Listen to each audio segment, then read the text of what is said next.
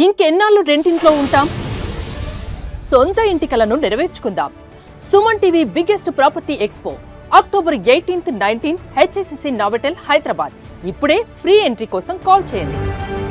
నమస్తే సుమన్ టీవీ. మనం ప్రస్తుతం ఒక క్రికెట్ స్టేడియంలో ఉన్నాము. డే అండ్ నైట్ ఇక్కడ ఫ్లడ్ లైట్ల వెలుతురుల్లో క్రికెట్ ఆడుతున్నారు చాలా మంది క్రీడాభిమానులు. అయితే India Pakistan Asia final cup అయితే జరుగుతుంది. ప్రతి ఒక్కరూ కూడా చాలా ఉత్కంఠగా కసిగా ఉన్నారు. ఇండియా పాకిస్తాన్ మధ్య జరుగుతున్న మ్యాచ్ ఏ విధంగా ఉండబోతుందని ప్రతి ఒక్కరూ ఉత్కంఠగా ఉన్నారు. పెహల్గాం దాడి తర్వాత పాకిస్తాన్ ఇండియా మ్యాచ్ అనేది ప్రాధాన్యత సంతరించుకుంది. ఇప్పటి వరకు లీగ్ దశలో 2 మ్యాచ్లు జరిగితే 2 మ్యాచ్ల్లోనూ కూడా పాకిస్తాన్ చిత్తుగా ఓడించింది భారత్. అయితే పోయే ఫైనల్ పై అభిమానులందరూ క్రీడాభిమానులందరూ ఏ విధంగా ఎదురు చూస్తున్నారు అనేది వాళ్ళ స్పందనను అడిగి తెలుసుకునే ప్రయత్నం చేద్దాం. ఈ స్టేడియంలో అధ్యక్షులు అయితే ఉన్నారు, ఫౌండర్ అండ్ అధ్యక్షులు ఇక్కడ రవికుమార్ గారు, మొండి రవికుమార్ గారు ఉన్నారు. ఆయన అడిగి తెలుసుకునే ప్రయత్నం చేద్దాం. చెప్పండి రవికుమార్ గారు, ఏంటి క్రికెట్ కోలాహలం నడుస్తుంది ఫ్లడ్ లైట్లు వెలుతురులో? ఆసియా ఫైనల్ కప్ మ్యాచ్ ఉంది ఇండియా పాకిస్తాన్ మధ్య, ఎలా ఉంది మీకు? క్రికెట్ అనేది మన ఇండియాలో ఒక ఎమోషన్. అది ఆ ఎమోషన్నే పాకిస్తాన్ ఇండియా మ్యాచ్లు అనేసరికి చాలా ఉత్కంఠంగా ఎదురు చూస్తూ ఉంటాం. అందులోనే 2 సార్లు లీగ్ దశలో చిత్తుగా ఓడించిన భారత్ పాకిస్తాన్ని ఎలా ఓడించిందో మనం తెలుసుకోవచ్చు. అంతేకాకుండా ఈ ఆపరేషన్ సింధూర్ తర్వాత 2 దేశాలు కూడా తలపడుతున్నది ఏషియా కప్లోని. ఏషియా కప్లో ఖచ్చితంగా భారత్ అయితే ఫైనల్లో విన్ అవుతుందని అందరికీ తెలుసు.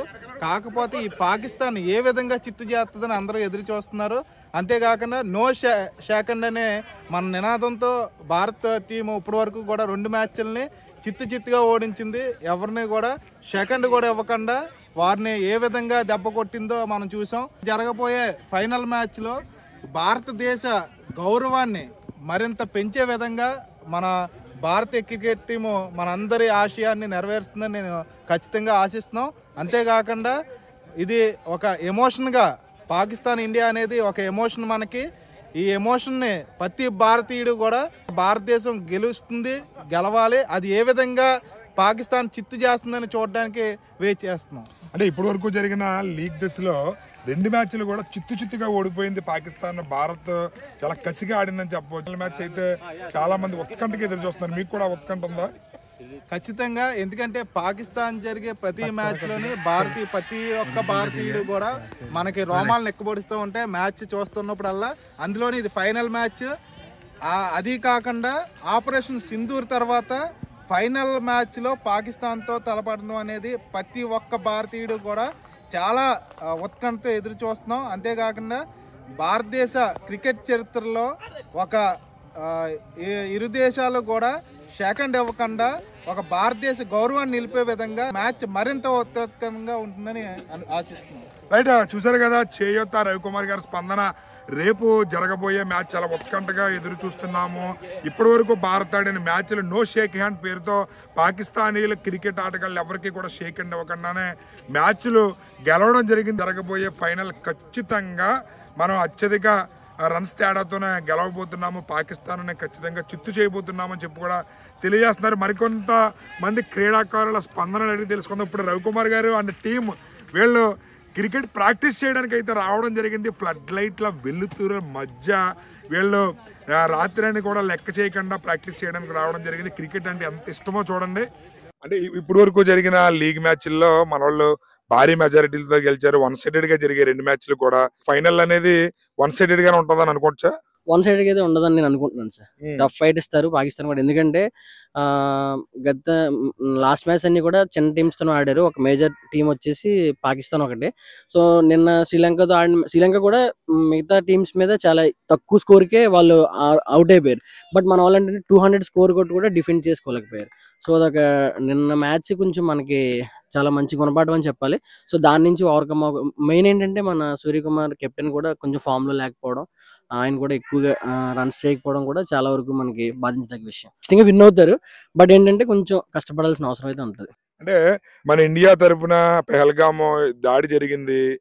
ఇండియా మీద చాలా దారుణంగా పెహల్గామ్‌లో దాడి జరిగింది. అది తర్వాత పాకిస్తాన్‌తో మ్యాచ్‌లనేది చాలా మంది ఖండించారు. అయితే ఇప్పుడు ఆ దాడి తర్వాత జరిగే ఫైనల్ మ్యాచ్ ఇది. ఆ ఫైనల్ మ్యాచ్‌లో అంటే ఏ విధమైన ఎక్స్‌పెక్టేషన్స్ ఉన్నాయి? భారత్ ఎంత మెజారిటీతో గెలవాలన్నది ఏ విధమైన కసుంది ప్రతి భారతీయుడికి? ఒక భారతీయుడిగా మీకు ఏ విధమైన కసుంది? మొత్తం 130 క్రోర్ జనాభాకి ఖచ్చితంగా విన్ అవ్వాల్సిన మ్యాచ్ ఇది. ఎందుకంటే సో మనం ఫస్ట్ మ్యాచ్ పాకిస్తాన్ జరిగిన మ్యాచ్ గమనిస్తే వాళ్ళు హరీష్ రావు కానీ మిగతా ప్లేయర్లు కానీ మన మీద కొంచెం కూల్చేసినట్టు అవన్నీ చేయడం అవన్నీ కూడా చాలా వరకు మన అందరికీ కూడా రెచ్చగొట్టే రకంగా వాళ్ళు బిహేవ్ చేశారు. సో రేపు 100% మన వాళ్ళు ఖచ్చితంగా పాకిస్తాన్ బీట్ చేసి తగిన గుణపాఠం పాకిస్తాన్కి చెప్పాలి. ఖచ్చితంగా మ్యాచ్ విన్ అవ్వాలి మన వాళ్ళు. విన్ అవ్వాలని చెప్పేసి 130 కోట్ల భారతీయులు ఎలా కోరుకుంటున్నారు వాళ్ళందరిలో ఒకటిగా నేను కూడా అలాగే కోరుకుంటున్నాను. జై భారత్, జై హింద్. రైట్, చూసారు కదా, ఈయనైతే ఒక క్రీడాభిమానిగానే కాదు, ఒక క్రీడాకారుడిగా కూడా తన మనసులో మాటని చెప్పడం జరిగింది. మన ఇండియా కష్టపడాలి, ఇంకా బాగా జరగబోయే మ్యాచ్ అనేది మనకు అత్యంత కీలకం. అది గెలవడం అనేది ఎలాగ గ్యారంటీ, కాకపోతే ఛాన్స్ అనేది ఎక్కడా కూడా పాకిస్తాన్కి ఇవ్వకుండా మనం భారీ మెజారిటీతో గెలవడానికి మన వాళ్ళు అందరూ కూడా టీం అందరూ కూడా ఒక శక్తిలా పోరాడాలి. ప్రతి ఒక్కరు కూడా టీమ్ గా పోరాడి భారీ మెజారిటీతో గెలవాలని 130 కోట్ల భారతీయుల కోరికలో నా కోరిక కూడా ఉందని చెప్పి కూడా ఈ క్రీడాకారుడు అయితే తన సంతోషాన్ని తెలియజేస్తున్నాడు. జై భారత్, జై భారత్.